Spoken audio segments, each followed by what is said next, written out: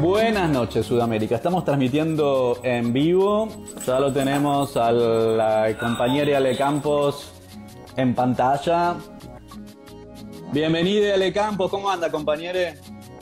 Vamos a esperar unos minutitos más que se termina de sumar la gente y vamos a arrancar con el programa de hoy. Siempre hacemos una previa con las chiques, porque como yo me despierto sobre la hora del programa y Sudamérica nunca da respiro, entonces, claro, pasan cosas durante la noche, ¿no? Hoy Michi ya había avisado que no podía estar en el programa y Nico tuvo un inconveniente de último minuto, así que vamos a hacer Ale Campos y yo la pata argenta y argenta en el exilio de esta orquesta.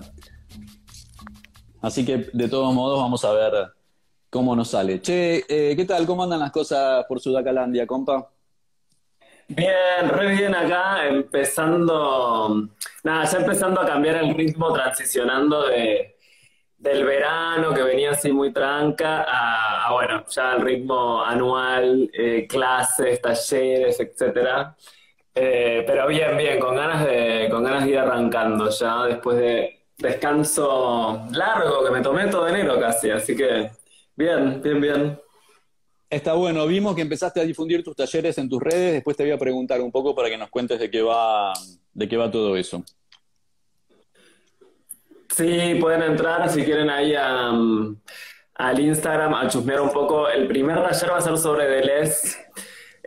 Un libro, acá lo tengo justo acá, el libro La imagen, movimiento, que es el primer libro de Deleuze sobre cine. Deleuze tiene una teoría sobre cine que fue como muy difundida en escuelas de cine, que es muy interesante porque se ve la filosofía desde otro lado. De pronto es la filosofía interpelada desde el cine, es muy interesante. Así que vamos a arrancar con eso en marzo.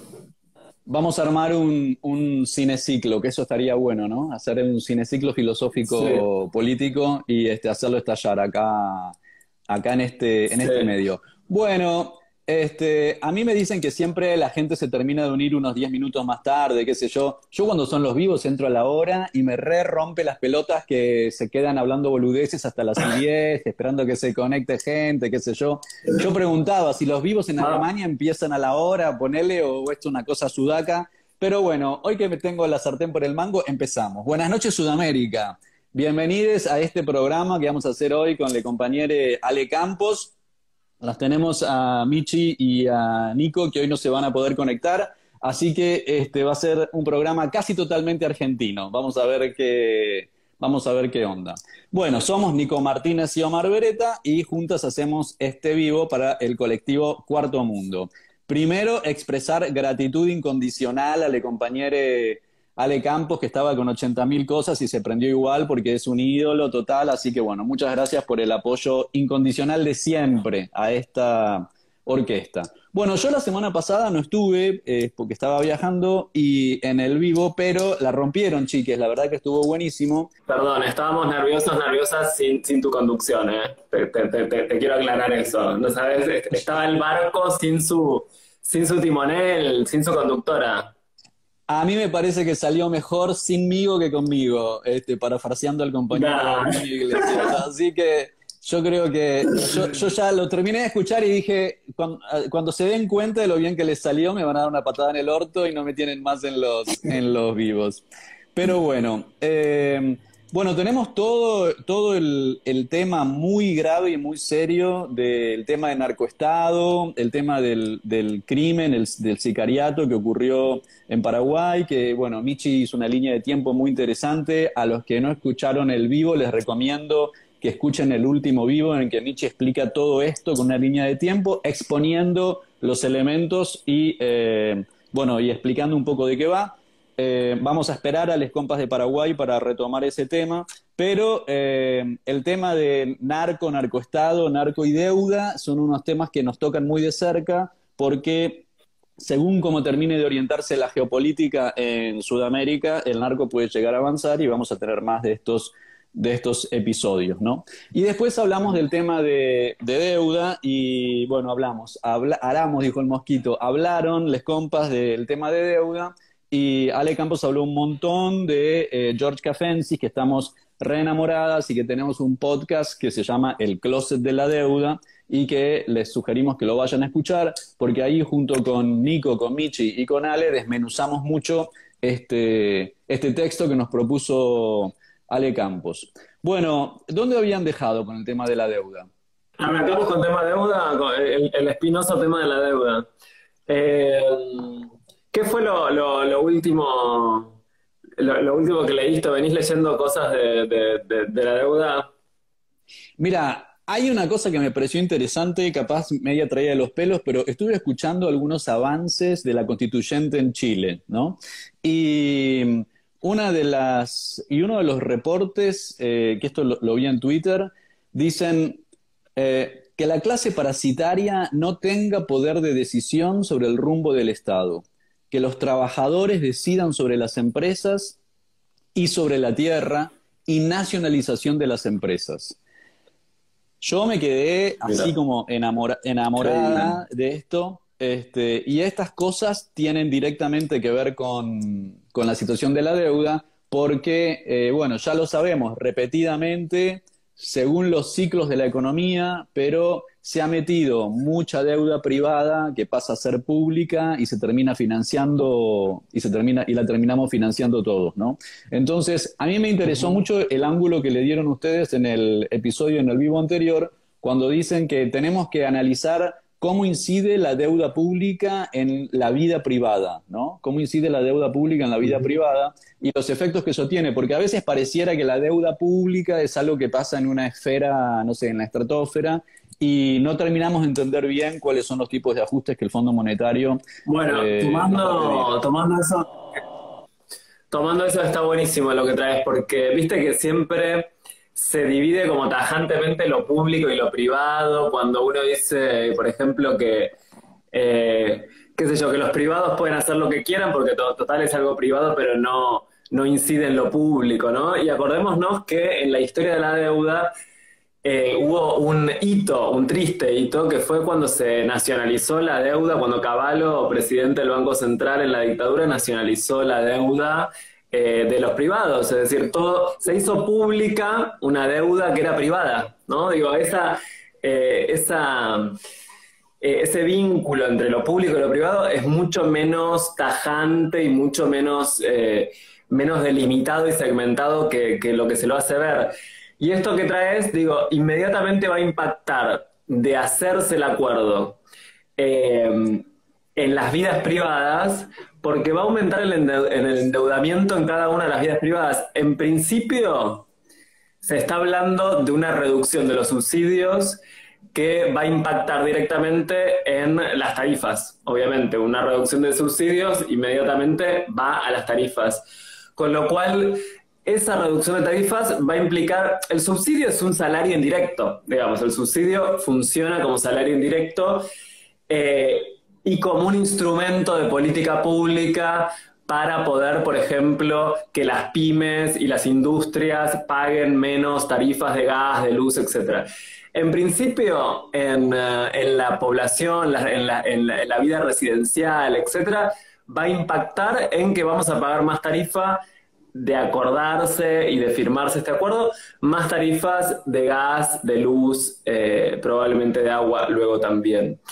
Ya se está hablando de un aumento en el transporte público porque, bueno, es un poco largo, pero va a empezar un endeudamiento en la vida privada porque la vida se va a encarecer, básicamente. Entonces, ese es un punto central de ese tema de la deuda, que la segunda del FMI dijo que uno de los puntos es que están viendo cómo reducir subsidios, ¿no? Porque el FMI lo primero que te dice es que tenés que bajar el déficit. y lo primero que miran en general es los subsidios.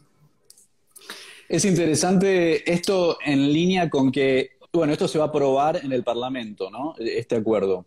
Ahora, por lo que estuve viendo, sería el estrambótico caso en que un acuerdo iniciado por el Ejecutivo termina siendo aprobado con mayoría de la oposición y sin el apoyo de todo el oficialismo, ¿no? O sea, vamos a una especie de corte de diálogo entre el Ejecutivo y el Legislativo dentro de la misma alianza. Sí, según, ahora no me acuerdo si lo dijo, creo que lo dijo Juan Grabois o alguien cercano al kirchnerismo de algún movimiento social. Hay un cálculo estimado de que más o menos 30 diputados van a votar y del oficialismo votarían en contra del acuerdo.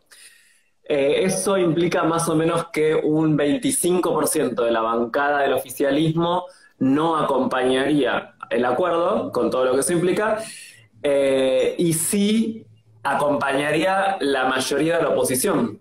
O sea que es ese escenario que vos estás diciendo, que abre un escenario súper complejo para pensar cuál es el futuro del Frente de Todos, ¿no? En unas rispideces que parecen tener cada vez menos puntos de reconciliación sobre un tema neurálgico como es el tema de la deuda.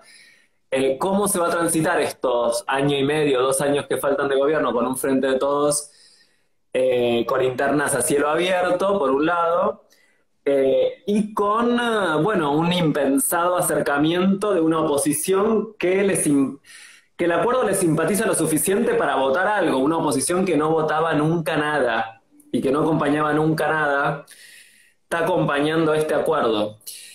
Bueno, es un poco ese escenario el que tenemos hoy, digamos, un 25% que coincide con el kirchnerismo más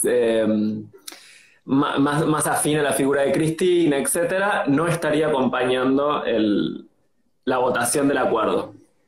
Ahora, acá me parece que hay algo que es interesante, porque que es bien difícil, ¿no?, de solucionar. Estamos medio en un dilema de hierro, porque no pagar no sería una opción más allá de una retórica entusiasmada, encendida, digamos, ¿no? Pero la verdad es que no pagar implicaría un enorme sacrificio para el pueblo por la cantidad de problemas que traería aparejados. Y yo entiendo que la hipótesis de no pagar, sin perjuicio de que yo simpatizo con eso, no está sobre la mesa. Ahora, es como que alguien tiene que pagar y comerse el sapo, ¿no? Y parece que va a ser Alberto. Tuvimos la carta de Madres, que es fulminante, ¿no? Y es como es que no la leí la carta de Madres. Sí, una carta de ¿Qué Madres dice la carta? Nada, que no hay que pagar. Ah, no, pagar. Sí. Sí. Es una carta de hace como... Pidiendo... Sí. Pidiendo perdón, pidiendo perdón por... Pidiendo perdón de rodillas, tal cual. Y es muy difícil porque es algo que pasa hacia el interior de nuestro espacio, ¿no?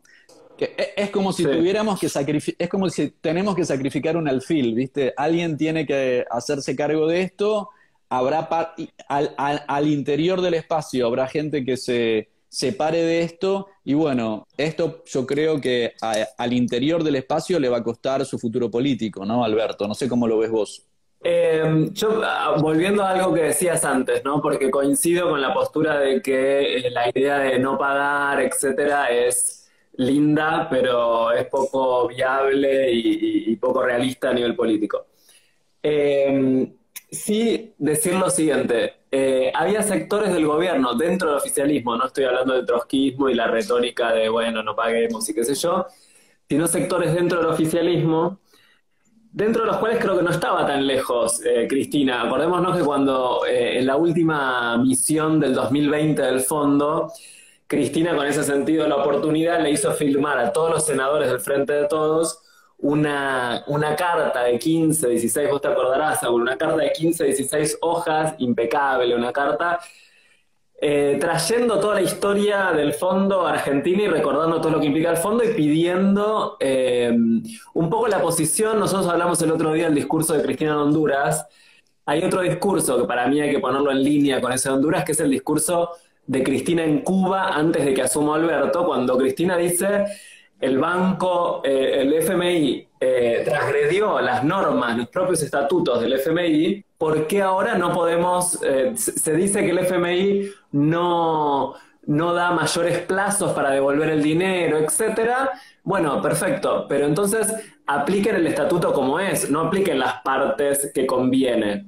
El estatuto del FMI prohibía un montón de cosas respecto a Macri, el crédito es mucho mayor a lo que el FMI permitía, no permite crédito para fugar dinero, el FMI, es decir, para cuestiones cambiarias, para sostener el tipo de cambio, no lo permite. El propio FMI reconoce todos esos errores. Sin embargo, el reconocimiento de esos errores no se plasma en ningún momento en algo contractual, en algo en donde el FMI diga, bueno, sí, cometimos todos estos errores y porque cometimos todos estos errores, entonces vamos a, bueno, hacer una reducción de las sobretasas, etcétera, etcétera. Lo que el ala más de izquierda del kirchnerismo, por decirlo de una forma, argumenta es que estaban en discusión el tema de las sobretasas porque a Macri se le volvieron a dar mayores créditos y se le adelantaron créditos. Entonces, por ese adelantamiento había sobretasas. Bueno, el gobierno no logró la quita en las sobretasas. Se hablaba también de la posibilidad de un plazo para devolver el crédito a 20 años, cosa que tampoco se logró. Y un sector más, si se quiere, bueno, pongámosle el adjetivo que queramos, osado, radical, del kirchnerismo, planteaba que se lleve la deuda al tema de la Haya, entendiendo un concepto del que hablamos, que es una deuda odiosa. Y que es ilegítima, entre otras cosas, porque no pasó por el Congreso, ¿no? Es decir, acá también hay otro punto. El FMI aceptó dar el mayor crédito en la historia del FMI a Macri con un decreto, sin que pase por el Congreso. Pero ahora, para este nuevo acuerdo, está pidiendo que pase por el Parlamento, ¿no? Entonces, y todo lo que ahí pasa, porque en ese pedido de que pase por el Parlamento, no solo está la legitimación de esa deuda, sino que está todo lo que pasa, algunos lo interpretan como el quiebre de la coalición gobernante, porque ahí sí, cuando tenés que hacer una cosa es que Alberto saque un decreto y otra cosa es que los diputados tengan que poner la jeta, para decirlo así bien claramente. Lo que argumenta el gobierno, una última cosa, lo que argumenta el gobierno es que ese dinero, vos decías, hay que pagarlo, el tema es quién paga, decías, ¿no? Que coincido con esa lectura.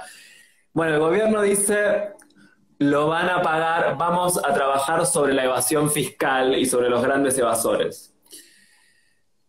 Bueno, yo me permitiría poner un signo de pregunta respecto a eso, no porque crea que el gobierno no necesariamente lo va a hacer. Primero, creo que es muy difícil hacerlo, y segundo, porque ya estamos viendo que el acuerdo está empezando a implicar un ajuste. Sí, me parece, no sé quién se va a perjudicar y quién se va políticamente. Yo creo que ya de por sí el Frente de Todos está complicado para el año que viene, pero bueno, falta. Viste que en Argentina un mes es como 2 años. Saludamos a la compañera Ricardo Maggi, que se acaba de unir de Chile, que siempre nos traen aires de renovación. Volvemos a repetir esto, ¿no? Estos avances de la constituyente en Chile, donde dijeron, para la gente que se está uniendo ahora, que la clase parasitaria no tenga poder de decisión sobre el rumbo del Estado y que los trabajadores decidan sobre las empresas y sobre la tierra. Y esto es interesante porque, viste, muchas veces dicen, bueno, pero en Estados Unidos, pero en Europa, y acá es muy importante hablar de la diferencia de calidad o de la diferencia de especificidad respecto de lo que significa la democracia en distintas partes, y no podés aplicar la misma regla para todos los sistemas que a veces muy ligeramente se llaman democracia, ¿no? En un libro que yo no me canso de citar, que es El método Yakarta, del gringo Vincent Bevins, que es un periodista que vivió trabajando para un gran medio de Estados Unidos en Brasil primero y en Indonesia después, y escribió un libro sobre esto que se llama El método Yakarta, que es sobre el plan genocida anticomunista de Estados Unidos en todo el mundo, ¿no? Desde Centroamérica, Sudamérica y el sudeste asiático. Y y trata especialmente el tema de que en los años 60, 70, 80, bueno, Estados Unidos sale victorioso de la guerra contra el comunismo en la región e instala un capitalismo, pero es un capitalismo de segunda categoría, es un capitalismo subsidiario, tributario, digamos, al capitalismo del norte económico, ¿no? Que es lo que usualmente llamamos como capitalismo de amigos. Y ese capitalismo siempre está sujeto a este plan extractivo, digamos, que es un capitalismo que siempre está asociado con cuestiones del FMI, de las consultoras de Estados Unidos, de McKinsey, etcétera, ¿no? Y tras que instalan esta suerte de capitalismo débil o capitalismo disfrazado de otra cosa, traen los borradores de los proyectos de leyes de privatizaciones y traen los recortes, todo hecho a la medida de las empresas estadounidenses. Eso fue clarísimo en la Argentina en 1991, cuando, con el régimen, bueno, con el fin del gobierno de Alfonsín y la llegada del gobierno del presidente Menem, que pasamos a un régimen de privatización salvaje, ¿no? Que estaba hecho a la medida de lo que las consultoras y que los bancos le iban pidiendo. Vamos a esperar un momento. Ahí volví. Me había caído. Yo me quedé hablando como un loro contra el capitalismo, así como que me dan cuerda y ya no paro más. Un desastre, sí. Bueno, sigo. Se me van cayendo los compañeros, me quedé yo solo en el vivo. Lo lamento por la audiencia, que me tienen que aguantar a mí.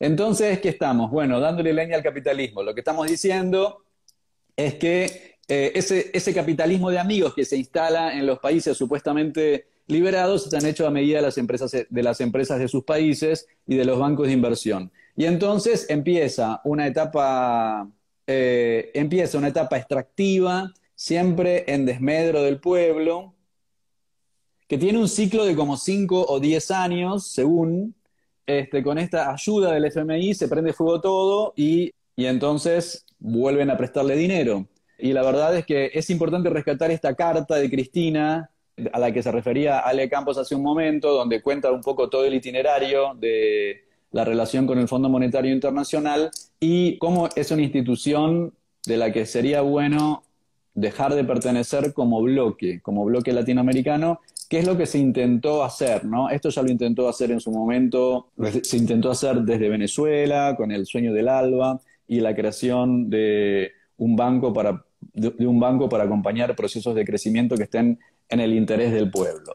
Igual es un re buen momento para revisar qué significa la deuda, como ya lo hicimos en el episodio anterior, y cuáles son los tipos de deuda, ¿no? Hay un concepto de deuda que se llama deuda pública ilegítima, que es cuando es contraída por el gobierno, pero que no representa el interés general. Podríamos analizar si la deuda contraída por la administración anterior con el Fondo Monetario Internacional en violación a tantas cláusulas del Fondo Monetario Internacional es una deuda pública ilegítima.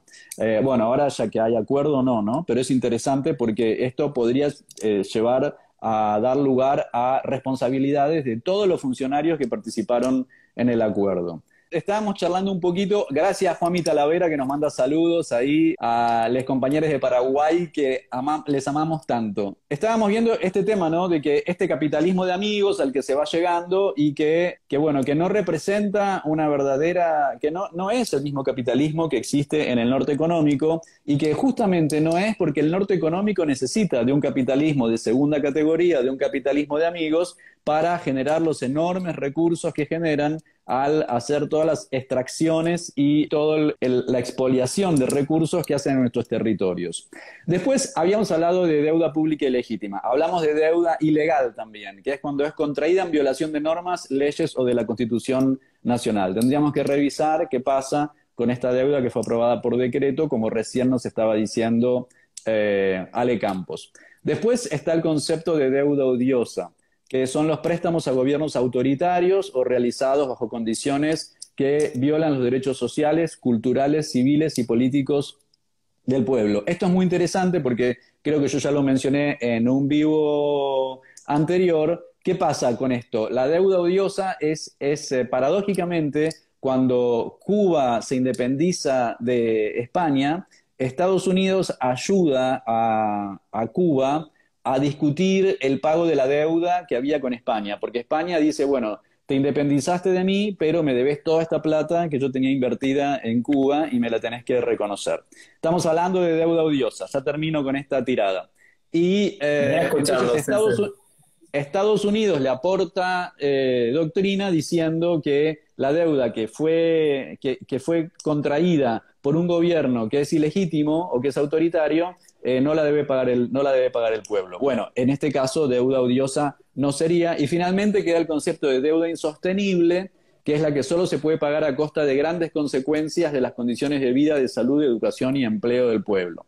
Así que tendríamos que ver acá el tema de deuda ilegítima y de deuda insostenible. Yo lo que creo es que, no sé cómo la ves vos, Ale, con los últimos avances en Argentina, que nos estaríamos perdiendo la oportunidad, me pregunto, ¿nos estamos perdiendo la oportunidad de procesar a Macri y a todo su equipo económico y a todos los responsables por aquel préstamo? Y me pregunto, número dos, ¿va a tener Alberto y todo su equipo económico la posibilidad de ser procesado por no haberle dado a esta deuda el tratamiento de deuda insostenible o de deuda pública ilegítima que debería tener? Bueno, dos cosas, agrego esto que decías de la deuda odiosa, ¿no? La deuda odiosa no es solamente cuando la contrae una dictadura, sino que también es cuando la contrae un país y la deuda que contrajo, no sé si lo dijiste, por ahí lo estoy repitiendo, pero y la deuda que se contrajo no redunda en beneficios para el país, sino que no se sabe para qué se gastó. Eso también configura una situación de deuda odiosa.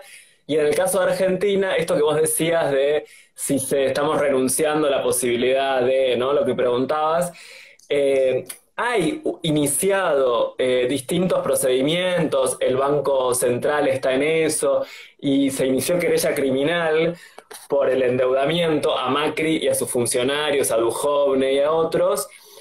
Entonces la estrategia del gobierno ha sido por lo menos ambigua, porque por un lado siguió ese cauce judicial que me parece muy saludable, ese camino que Alberto trazó el año pasado cuando dijo que iba a iniciar querella criminal contra todos aquellos funcionarios que habían contraído esta deuda, etcétera. Pero al mismo tiempo, en el discurso en donde anuncia el acuerdo, es un discurso que parece condonar esa deuda y legitimarla. Entonces, de alguna forma sí, porque lo que se lograría con este acuerdo no es una reestructuración de la deuda, sino una refinanciación. Y eso implica la legitimación de la deuda anterior. Eso es una legitimación de la deuda anterior. Y así también parece haberlo entendido Alberto cuando habló en una forma muy aséptica, diciendo que bueno, la deuda era un problema que necesitaba una solución. Bueno, no es lo mismo decir que la deuda es un problema que decir que es una estafa, ¿no? Son cosas Sí. distintas y el curso de acción es distinto, digamos, según se interprete de una u otra forma. Yo creo que hay parte del gobierno, el ala más radical del gobierno, y en el buen sentido radical, radical no de radicalismo, sino de radicalidad, que entiende que la deuda fue una estafa y se debe revisar, y que por eso hay que ir a la Corte Internacional de la Haya y a los tribunales internacionales a plantear este conflicto.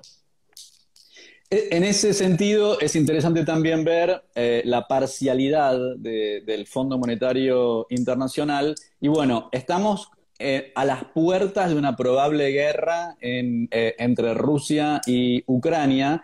Y estuve leyendo un poquito cuál fue el caso de Ucrania con el Fondo Monetario Internacional, ¿no? Ucrania entró en un estado económicamente inviable de seguir pagando la deuda y entonces en 2015, que es un caso que se quiere comparar mucho con el de Argentina, usar como modelo de Argentina, Ucrania emprendió la renegociación. Pero bueno, esto fue en medio de una crisis política que hizo que surgiera un nuevo presidente pro-occidente en Ucrania, ¿no? Porque siempre el destino de Ucrania está como que estar ahí en esa especie de hall entre Europa y Rusia y el resto de ese bloque. Bueno, hubo una renegociación que tenían con el acuerdo con el Fondo Monetario Internacional y se pasó un acuerdo de facilidades extendidas que involucró aplazamiento de los pagos a cambio de mayor control por parte del FMI, que ya sabemos eso siempre en lo que redunda, es parte de este capitalismo de amigos, que al final es un buen negocio para el norte económico, pero no es un buen negocio para la población. Reestructuraron la deuda con los acreedores privados con una quita del 20%, que tampoco es una reestructuración muy maravillosa comparado con los malabares que hemos hecho en Argentina, pero declararon el default de la deuda con Rusia. Entonces, bueno, entendamos esto en el contexto de lo que está pasando también. El Fondo Monetario Internacional sigue siendo un instrumento para sostener los valores capitalistas, extractivistas, expoliadores de un occidente del norte económico, principalmente Estados Unidos y si querés un poquito más allá atrás Europa, porque como ya lo estudiamos, especialmente con Sajak Valencia, y vayan a escuchar ese podcast que tenemos de Capitalismo Gore, que hicimos con Michi, con Nico y con Ale Campos, el tema de que el capitalismo del norte económico no se sostiene sin la expoliación y la degradación de sus capitalismos subsidiarios clase B, liberados en los años 60 por este plan genocida estadounidense, 60, 70 y 80, donde nos entregan estas democracias frágiles, ¿no? O que no terminan nunca de poder cuajar. Y siempre, bueno, no me canso de decir, aprovecho todos los micrófonos para decirlo, que la administración Biden sería un momento interesante para revisar todo ese plan y así como en su momento la Unión Soviética lo hizo con Stalin, que Estados Unidos declare a Nixon, a Kennedy y a Kissinger como criminales de guerra. Pero bueno, así mi pirotecnia, me quedo solo en el micrófono un momento y prendo fuego todo. Te quedaste solo y ya empezaste con... Suerte que no empezaste con Borges. Suerte que no empezaste con... Pensé que iba a estar hablando de Borges. No, ya hablé demasiado mal de Borges y no quiero que me van a sacar el pasaporte. Sí, bueno, quiero hacer un breve insert con la conferencia de prensa de Gabriela Cerruti, que se prendió un poco fuego, ¿no? Que acá es interesante... No, se está perdiendo la manija, esto se está convirtiendo en un delirio muy, muy enorme y una falta de criterio total. La Nación le preguntó a la vocera presidencial si las reuniones de Alberto con Putin y con Xi Jinping van a derivar en un cambio, si vamos a ir hacia el comunismo. Es como, no sé, desde lo comunicacional, filosófico, yo tengo cosas para decir de lo enojado que estoy, pero desde lo comunicacional, sociológico, politólogo, ¿querés hablar algo de la degradación de la calidad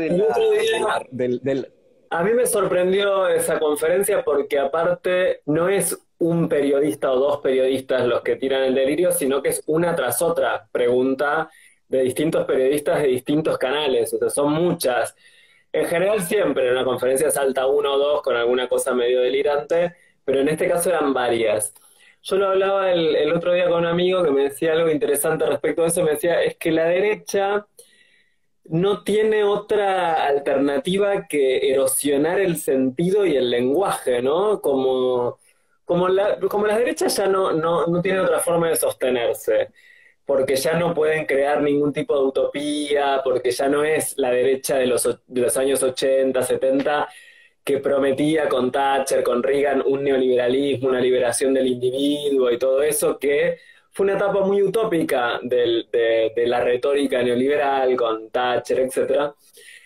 Ya no tiene nada de eso, o sea, ya es como girar, ¿no? Como cuando los dibujitos animados están como en el abismo y se quedan un segundo ahí como en el aire, ya están como pedaleando en el aire y lo único que les queda es erosionar y resquebrajar el lenguaje, que es la herramienta que hace comunidad el lenguaje, ¿no? Porque el lenguaje es justamente lo más colectivo y lo que hace el lazo social. Entonces, cuando uno ve la precariedad argumental, el sinsentido, el absurdo casi, que se ve en esa conferencia o se ve en la forma en la que titulan los diarios también, que ya cada vez más delirante, me parece esto, me acordaba lo que me decía este amigo mío, de cómo golpean el lenguaje, ¿no? Y me parece que es parte de eso, o sea, es parte ya de un mundo alternativo que crean que es cada vez es como que para estar ahí tenés que estar en esa película y creerte esa película, porque es como un delirio, ¿no? Sí, yo me preguntaba, bueno, si cuando Macri se reúne con el rey de España, si alguien preguntó si el presidente está pensando virar hacia una monarquía, un régimen político, una monarquía constitucional, digamos, ¿no? Es como, claro, Claro, porque sí, sí, tratemos sí, de sí. encontrar paralelos. Además, vamos a ser sinceros, todo el planeta se reúne con el presidente de Rusia y con el premier chino. Todo el planeta anhela reunirse, o sea que en medio de una situación de crisis gigantesca como estamos viviendo, a las puertas de ir a una guerra que puede ser una cosa devastadora para el planeta, estos dos líderes que podemos tener todas nuestras reservas que tenemos respecto de su política de derechos humanos, de su falta de transparencia, asesinatos de disidentes, desaparición de todo eso lo tenemos. Pero indiscutiblemente son dos jugadores en el tablero mundial de un peso Ujú. gigante que se reúnan con el presidente de Argentina en el lapso de una semana, la verdad que es una hazaña de la diplomacia argentina, ¿no? Y bueno, eso Sí, es increíble. Y eso, y que tira por la borda esa idea de que la típica retórica opositora, liberal, de que estamos afuera del mundo, ¿no? Entonces, como ya no sí. pueden decir que estamos afuera del mundo, dicen que estamos con el lado malo del mundo y que vamos a virar hacia el eje del mal y qué sé yo. Cuando además tanto Rusia como China nos mandaron a hablar con el Fondo Monetario Internacional, no es que dijeron, vengan muchachos, corten con el FMI, pásense a este bloque, absolutamente nada que ver, ¿no? Pero bueno, Sí.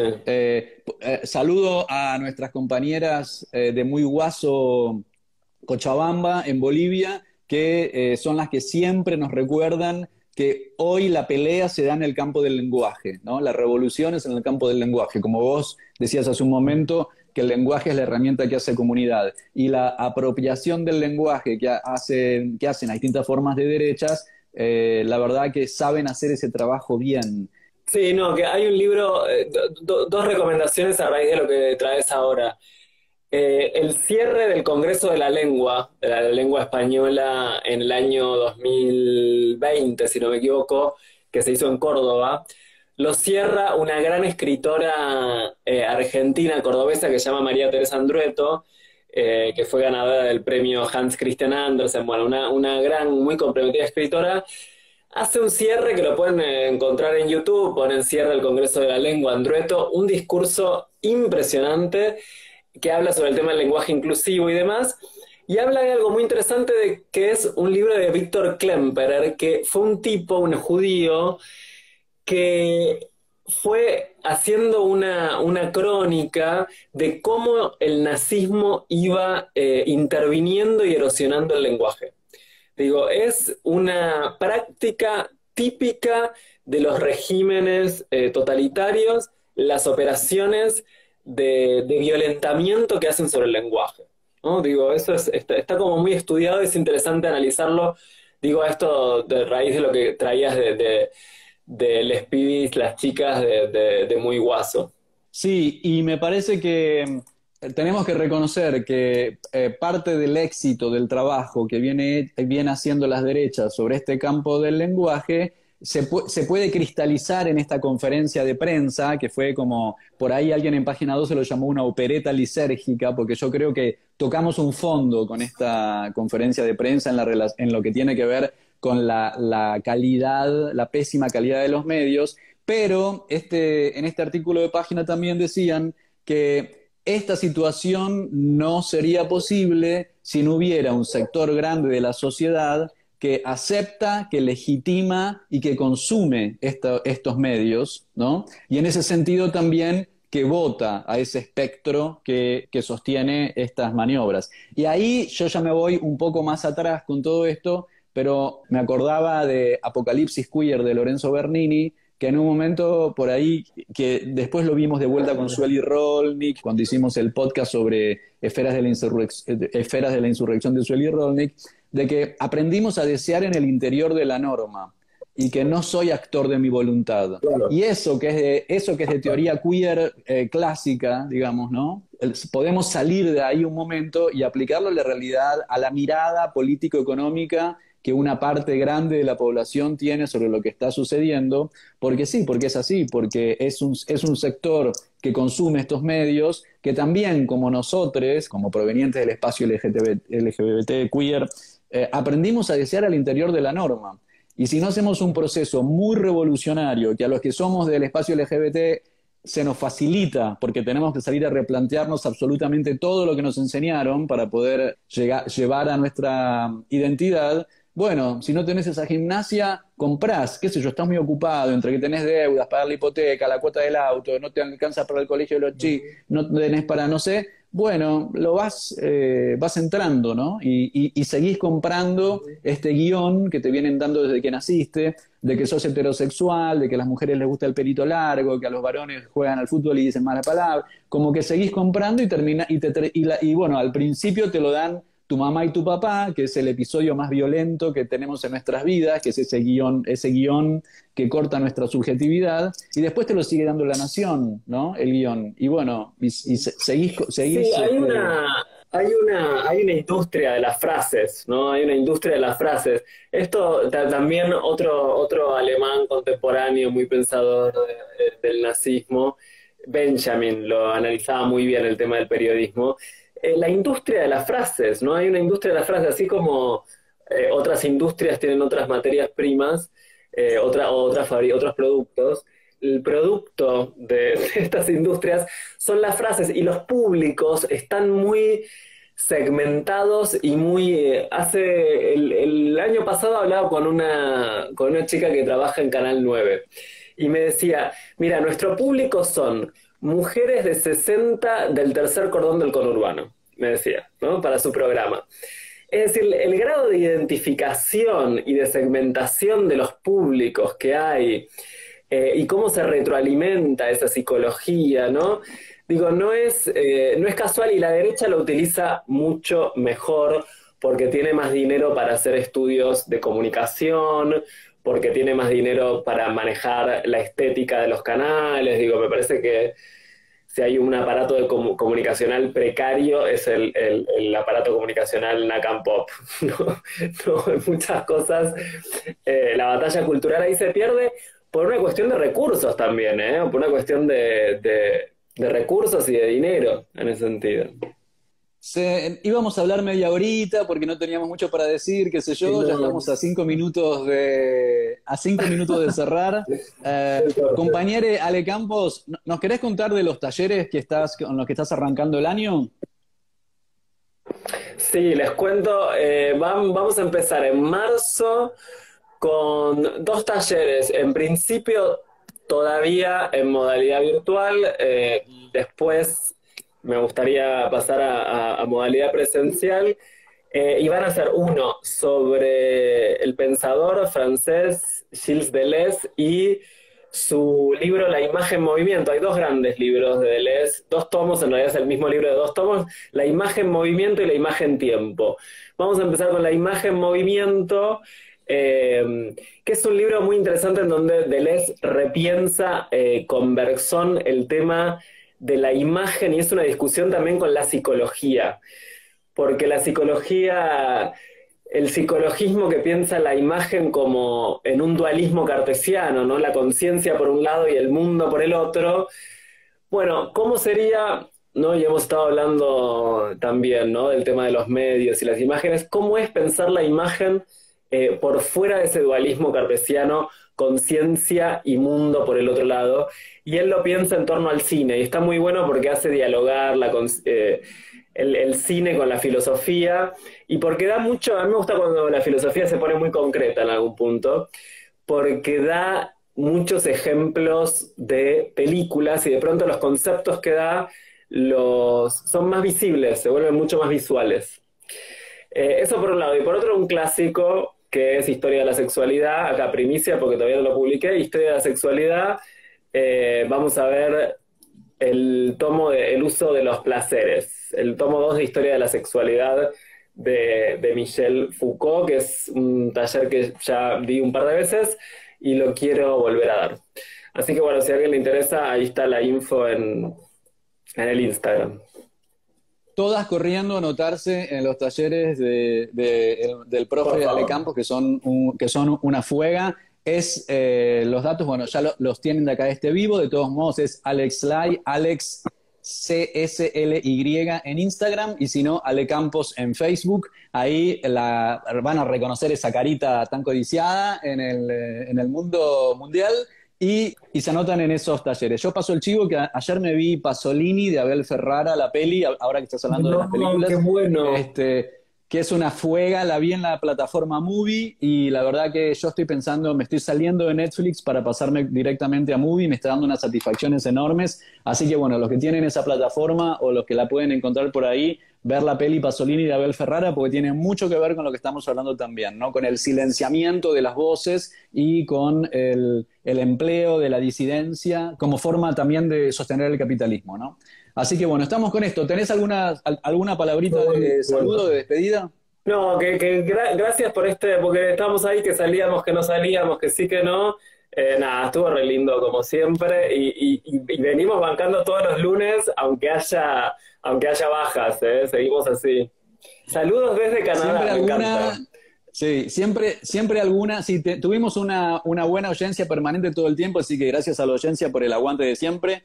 Siempre es un estrés unos minutos antes del programa, quién nos llega, quién llega, pero bueno, acá estamos, poniéndole el pechito a Sudacalandia. Compañeras, bueno, te adoro, gracias por haber bancado, compartir siempre. Bueno, y a la audiencia nos vemos el lunes que viene, seguimos con Narco-Estado Paraguay, con lo que está pasando con deuda, relaciones entre el capitalismo y cómo nos afecta en todas nuestras relaciones, el pensamiento dentro de la norma y todo lo que vaya pasando durante la semana. Que tengan una buenísima noche y ni hablamos del Día de los Enamorados, nos olvidamos de eso, así la pasamos. La mejor forma de homenajearlo, indiferencia, no le fuimos indiferentes, no nos olvidamos. Olvido. Muy bien. Nos vemos la próxima. Muchas gracias a todos, che. Chao, chiques. Chao. Chao. Gracias. Vamos a terminar. Somos Nico Martínez y Omar Beretta. Y este es un podcast del colectivo Cuarto Mundo. Seguinos en Facebook y Twitter, @putoelquelee108. Y en Instagram, @censurado108. La cortina musical de nuestro programa es el tema Zona Roja de Mnesis. Agradecemos especialmente a Octavio Linares, responsable de nuestra tecnología en sonido, a Nico Granada y al equipo del Surtidor por la edición. Para toda Sudamérica, educación sexual integral y laica. Hasta la próxima.